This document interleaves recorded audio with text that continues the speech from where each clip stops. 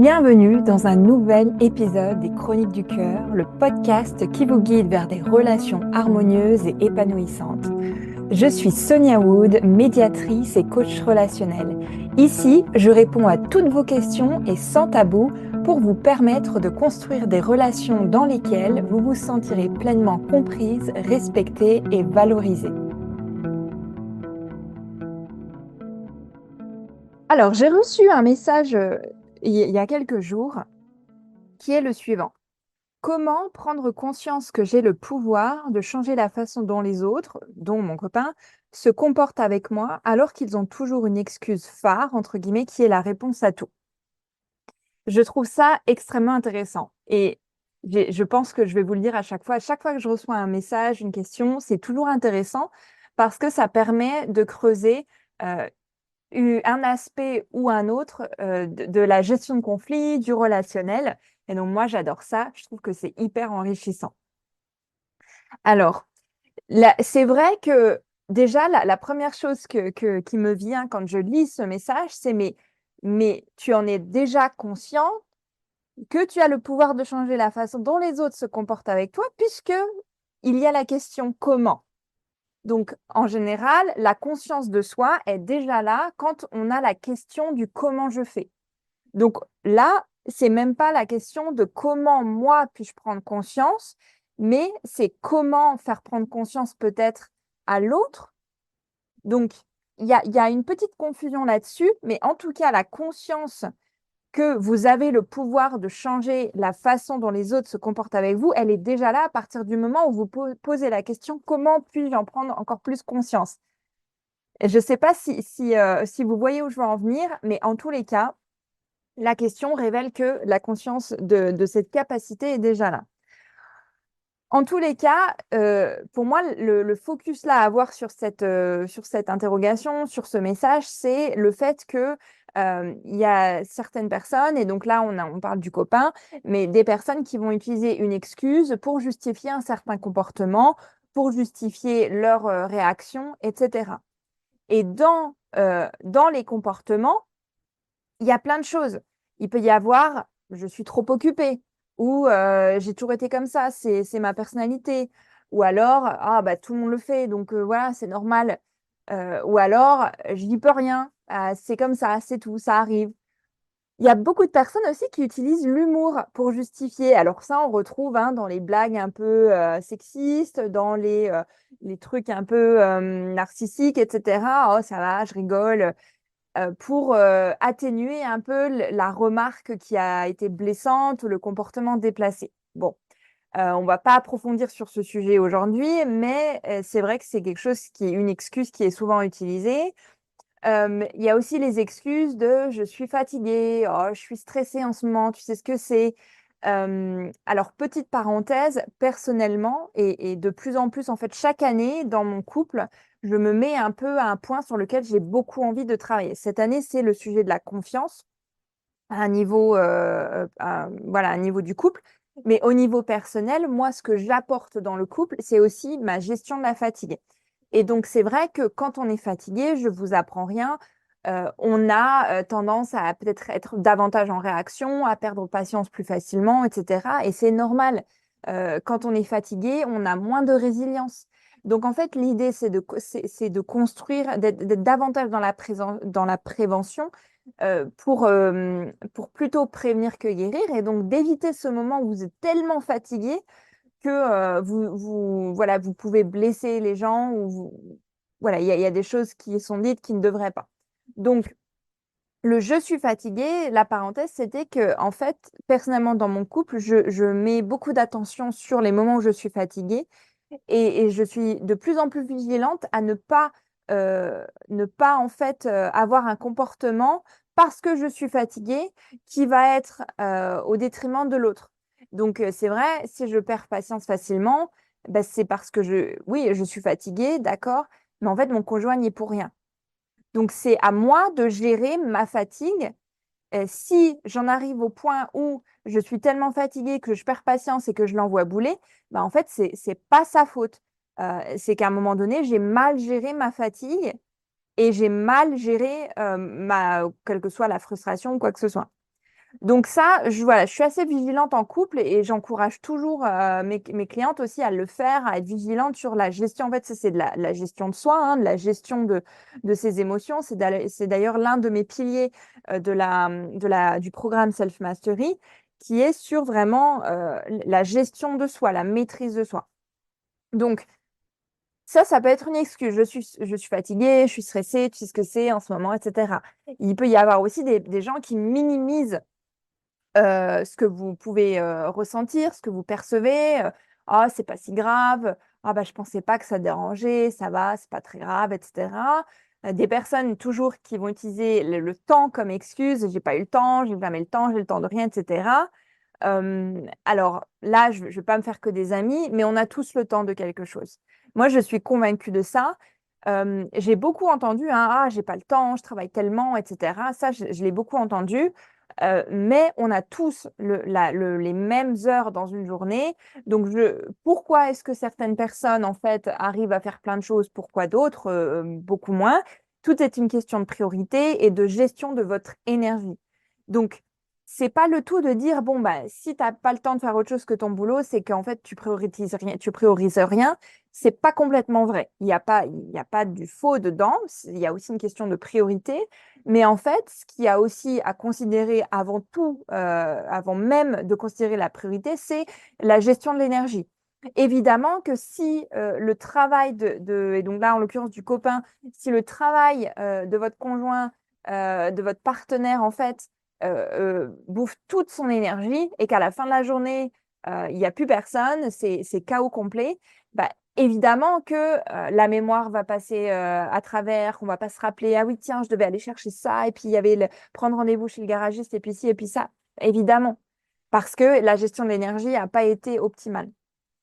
Euh, ah oui, aussi une excuse que j'aime beaucoup, entre guillemets, c'est ah, bah, je suis honnête, moi, hein, je suis franche, je suis transparente, je dis ce que je pense. Alors, il y a beaucoup de personnes qui, sous prétexte de l'honnêteté, vont en fait utiliser ça pour dire des choses qui manquent un peu de tact, qui sont parfois des remarques complètement déplacées, parfois même vraiment méchantes, et sous le couvert de la franchise. Donc, bah, ça peut être aussi une excuse. Et puis, il y a des personnes aussi, alors je vais peut-être pas toutes les faire parce que là, j'en ai une dizaine, mais il y en aura plein d'autres. Il y a des personnes qui vont en fait faire le miroir et qui vont dire, oui, mais c'est de ta faute aussi, si tu n'étais pas comme ci, si c'était pas comme ça, et puis si tu me laissais faire.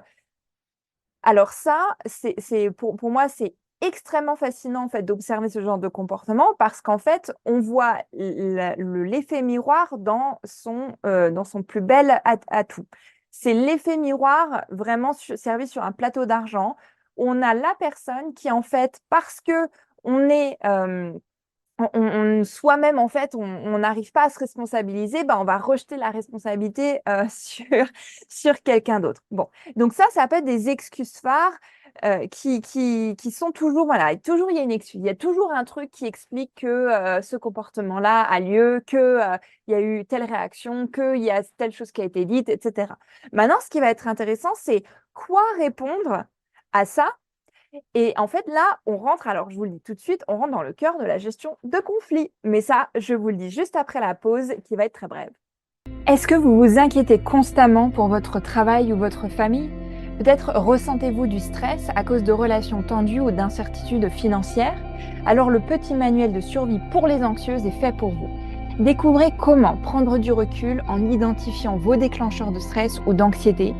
Cultivez un état d'esprit constructif en reformulant vos pensées dans des situations stressantes ou anxiogènes et retrouvez un sentiment de calme et de contrôle dans votre vie quotidienne. L'anxiété n'est pas une fatalité, vous avez le pouvoir de vous en détacher. Alors téléchargez gratuitement votre petit manuel maintenant avec le lien en description et commencez à transformer votre vie dès aujourd'hui. Alors, pour continuer sur notre épisode du jour, l'une des premières choses en fait que j'aborde en général en gestion de conflit, c'est, alors là, quand je parle de gestion de conflit, ça ne veut pas dire que là aujourd'hui, il y a grosse dispute parce que votre partenaire veut avoir réponse à tout. ça peut être aussi en fait la prévention de la dispute, prévenir un conflit ou simplement aborder, vous sentez que ça vous chiffonne, vous sentez que là, ok, il est bien sympa, ouais, son excuse d'être fatigué, il me la ressort encore aujourd'hui. Hier, c'était qu'il n'avait pas le temps. Bon, et que là, vous sentez à l'intérieur, ça bouillonne, non, mais il abuse quand même. Bon. Et donc là, on va déjà, enfin, en tout cas, moi, j'aborde déjà la notion de gestion de conflit parce qu'à l'intérieur, ça commence un peu à bouillir. Donc, la première chose que j'aborde, c'est toujours de se rappeler la règle des 50-50. Vous ne pouvez faire que 50% du chemin. Dans la relation, alors, ça ne veut pas dire que vous ne donnez que 50% de ce que vous voulez, vous pouvez dans la relation, vous donnez à 100%, voilà, vous donnez sans compter, etc. Mais quand il s'agit en fait de gérer des choses au sein de la relation, vous ne pouvez pas forcer l'autre à prendre conscience des choses. Vous pouvez simplement en fait influencer la dynamique de la situation en vous-même en fait en agissant d'une certaine façon qui va forcément du coup influencer votre partenaire.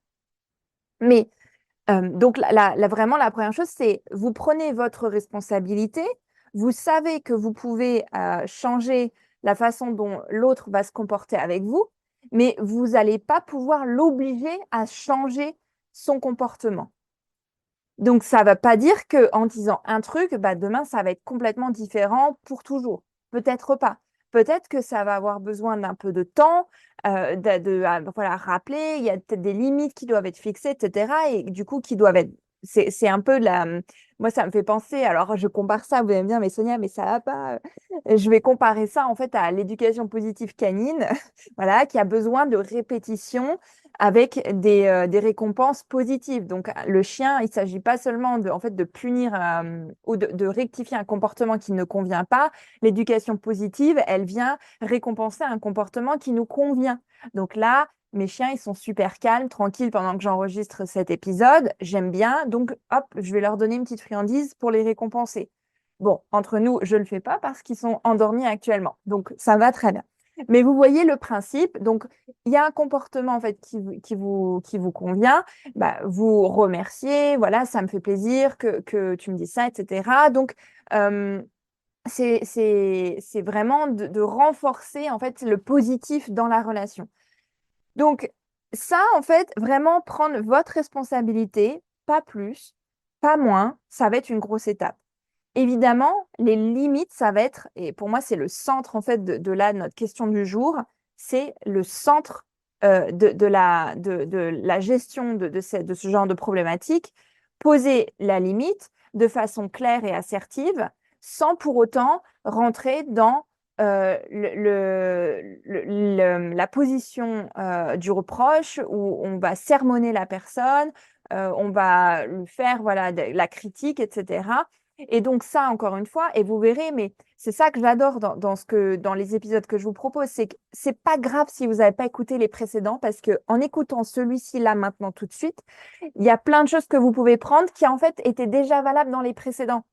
Donc, vous pouvez, en fait, à chaque fois vous rappeler, et c'est comme ça aussi, finalement, avec de la répétition, hein, je vais répéter des choses, mais c'est comme ça que ça va aussi, vous allez pouvoir vous imprégner de ce que je dis et que vous allez pouvoir vous approprier ce que je dis, parce qu'il y a certaines choses qui vont revenir à dans plusieurs épisodes. Et donc, commencer les phrases par un jeu, ça va être encore quelque chose que je vais vous dire aujourd'hui de ne pas rentrer encore une fois dans cette position accusatoire, mais d'arriver avec le jeu, comment je me sens. Donc la CNV, communication non violente, hyper intéressante pour ça, que j'aborde également dans mon programme Self Mastery, mais vous pouvez tout à fait trouver un livre qui vous explique un peu comment ça fonctionne. Donc, arrivez avec le jeu, posez votre limite, c'est extrêmement important que en fait, les deux partenaires puissent avoir des limites claires. Et donc, moi, j'amènerais plutôt la question du jour sur ça aujourd'hui. Comment est votre limite? Comment elle est exprimée? Si la personne, en fait, se donne des excuses, est-ce qu'il y a une limite ici qui n'est pas claire? il y a du jeu, en fait? Est-ce qu'il y a du jeu, JEU, hein? Est-ce qu'il y a quelque chose qui est souple, qui est un peu, qui va à volo, voilà, que la personne se sent, en fait, que vous êtes un peu flexible, un peu soft sur le sujet, et donc va se permettre, en fait, de donner une excuse. Alors, il y a aussi donc détecter les excuses. Et donc là, c'est toujours intéressant de savoir quel genre d'excuses sont données. Mais évidemment, euh, détecter les excuses, c'est intéressant. Alors, il y a deux écoles. Il y en a qui vont vous dire, oui, alors encourager à reconnaître ses propres excuses, à les remettre en question, etc. Ça, alors ça peut marcher. Je ne mettrai pas ma main à couper que ça marche à chaque coup et avec tout le monde. Parce qu'en fait, il y a des personnes qui vont peut-être se braquer. Si vous pointez du doigt que, voilà, je ne sais pas, un exemple, oui, voilà, j'aimerais bien faire du sport, ouais, mais je suis fatiguée en fin de journée, etc. Ben, là, ce serait pas un peu une excuse que tu te donnerais d'être fatiguée et tout. Et en fait, c'est possible que la personne soit fatiguée, mais ne soit pas prête, en fait, à se forcer un petit peu et donc que l'objectif soit trop important, trop grand. Donc l'heure de sport, là, c'est pas possible. Et donc du coup, ma remarque sur ben, est-ce que tu ne te donnerais pas une excuse, ça serait un peu déplacé. Et donc c'est là-dessus, moi voilà, je suis pas, il y a deux écoles. Moi je dirais pas de forcément que c'est à vous de mettre en évidence que la personne se donne des excuses. Parce qu'aussi, c'est un peu de rentrer dans la position du parent euh, qui est en lien avec l'analyse transactionnelle, que de mettre en évidence que l'autre, en fait, se donne des excuses et que ne fait pas d'efforts, etc. Donc, on rentre un peu dans, vous voyez, dans cet esprit de sermonnage, bah, de sermon, je ne sais pas si c'est sermon, voilà, qui va dire oui, bon là, tu te donnes des excuses, c'est pas franchement cool, etc. Bon, on rappelle, on est des adultes, et donc c'est là où je dis, je vous faites que 50% du chemin, vous pouvez pas forcer l'autre à prendre sa propre responsabilité. Donc, vous-même, vous savez que la personne se donne des excuses, donc l'idée, ça va être d'être plus malin, plus maligne que l'autre. Euh, et donc, je sais pas, si l'excuse c'est ah oui, non, je suis fatiguée, j'ai pas envie, voilà, j'ai pas envie d'aller faire du ménage, j'ai pas envie d'aller faire ceci, pas faire cela, bah, essayez de voir en fait, est-ce qu'il y a un autre moment qui serait à même pour discuter? Et peut-être que là, c'est pas le bon moment. Peut-être que la personne est préoccupée. Peut-être qu'il y a plein de, en fait, il y a plein de raisons.